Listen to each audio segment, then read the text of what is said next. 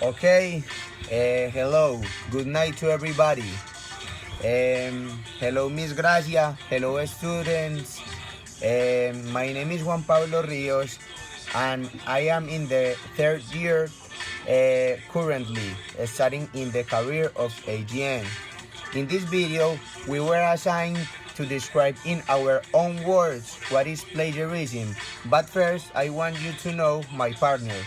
Good night, everybody. Good night, Miss Gracia. My name is Armando Ramirez, and I am in the career of AGN2. And like my partner said, we were assigned to describe what is plagiarism. So, Rios, can you give me your idea of plagiarism? Yes. Okay. What is plagiarism? Plagiarism is when you, for example, have been assigned a topic to research for a class, and then you just copy what you found that was written by another person and put it in your essay without giving credit to the original author. This is also taken as an act of stealing, since you took another person's ideas and research topics and put it as in your own words. In some countries, for example the United States, this is taken as a very serious crime, and you can lose your license or whatever research credits you have, and you can even go to jail for just doing this. There are many ways to avoid this. Plagiarism, like doing your research projects or essays with time, so you have time to do the proper research, the proper investigation, cite all your sources that you have used or have found during the time that you have researched. Okay, now the best, can you give me please your definition of plagiarism? Okay, so for me, plagiarism is to use the work or ideas of another person as if it of my own property, without providing in an explicit way where the information comes from. The information that is foreign is owned always by another person, no matter where the information comes from.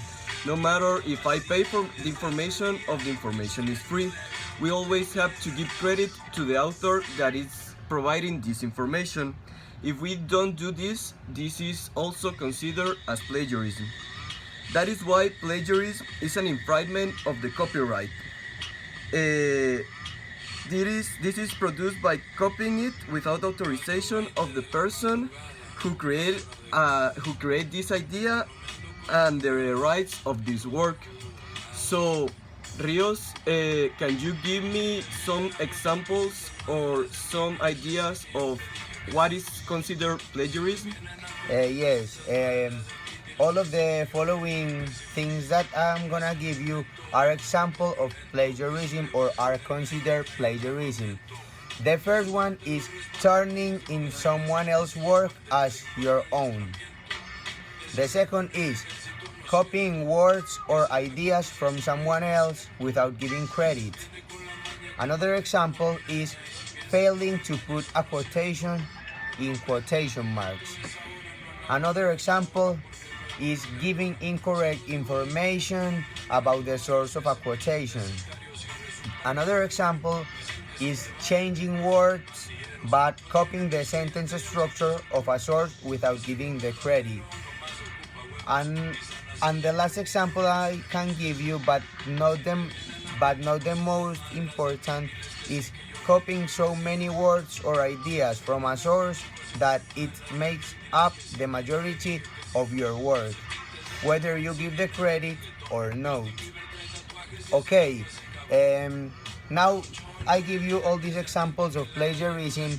Um, I gonna give you some examples of how you can prevent this. Derbez, can you talk about a little bit of planning your paper? Okay, so if you want to avoid plagiarism, you first have to follow some steps. The first step that you can follow is consult with your instructor. If you have questions about plagiarism, if you can find the answers on the site, or if you are unsure about something, you should ask your instructor. He will mostly like to be happy to answer your questions. You can also check guidelines that are provided in the internet for citing sources properly. If you follow them and the rest of the advices that we are going to give in this video, you should have no problem with plagiarism. So the other step that you can follow is planning your paper. So Rios, can you explain me what is planning your paper? Yes. Okay, planning your paper or plan your paper. Planning your paper, well, is the first and most important step that you can take toward preventing plagiarism. If you know you are going to use other sources of information, you need to plan very carefully how you are going to include them in your paper. This means working out a balance between the ideas that you have taken from the other sources and your own original ideas.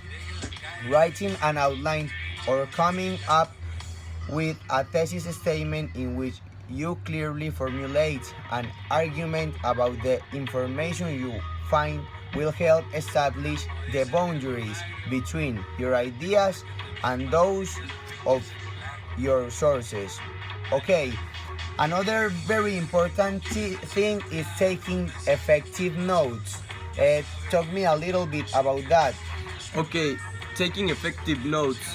One of the best ways to prepare for a research paper is by taking true notes from all your sources, so that you have much of the information organized before you begin writing. On the other hand, poor note taking can lead you to many problems, including improper citation and misquotation, both of which are forms of plagiarism.